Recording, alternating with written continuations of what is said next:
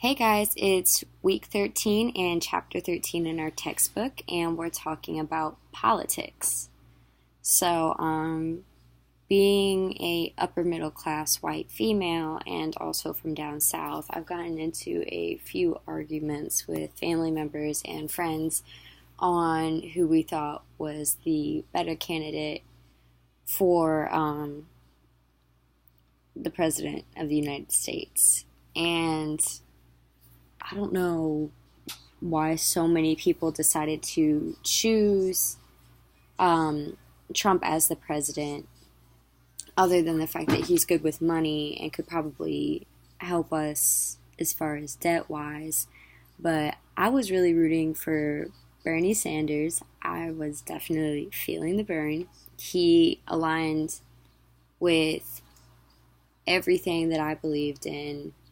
And then when I saw that he wasn't elected for the primaries, I decided to go with Hillary, because to me she was the lesser of two evils, and she would be working with Bernie, and hopefully she wouldn't have much of a say in what went down, but we would still have a lot of Democrats in office, which also align with a lot of what I believe in. But I'm going to read you guys a post from Seth Meyers. I think he did it in one of his, I can't remember which TV show he has, but he said, and that's the problem with a lot of Americans. They just don't know who's better or who's worse. I mean, should you pick someone who is under federal investigation for using a private email server and was found not guilty for emails? Or do you choose someone who called Mexican rapists, claimed the president was born in Kenya, and asked him for his birth certificate, proposed banning an entire religion from entering the U.S., mocked a disabled reporter, and said John McCain isn't a war hero because he was captured, attacked the parents of a fallen soldier, bragged about committing sexual assault, and said the 12 women who accused him or committing sexual assault were lying, and said some of those women were too unattractive for him to sexually assault, said a judge was biased because his parents are Mexican, said more countries should get nukes, said he would force the military to commit war crimes, women should be punished for having abortions, he incites violence at his rallies, called global warming a hoax perpetrated by the Chinese, called for his opponent to be jailed,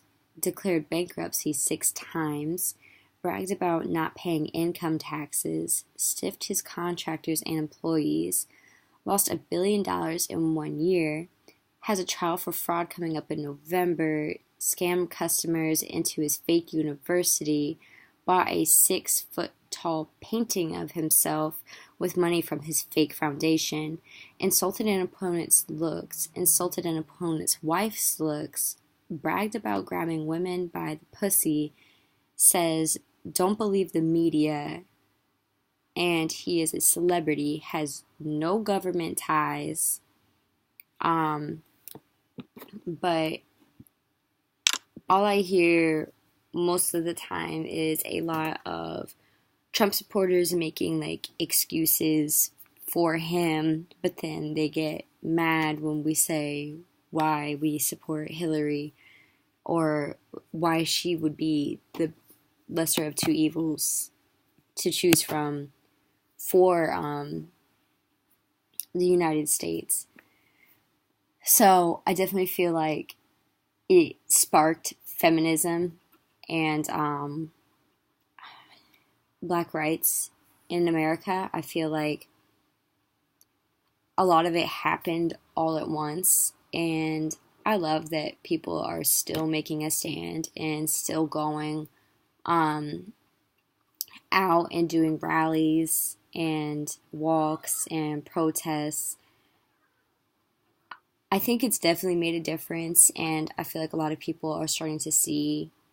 I mean, I know even my dad, who was straight Republican, does not like Trump as a president. And I can't remember who he voted for, but there was another white male who had white hair that was running, and my dad voted for him. But I'm hoping that maybe something will happen. I don't think it will. I'm pretty sure he'll stay in office his full term, and but definitely hoping to see some new faces in the next election. I'm really just waiting out these next few years that he is president. It's gonna be rough, but hopefully we can stick together and keep doing our walks and our protests and maybe get somewhere and hopefully make a difference in how his presidency is going to be ran. But I will see you guys in class and talk to you later.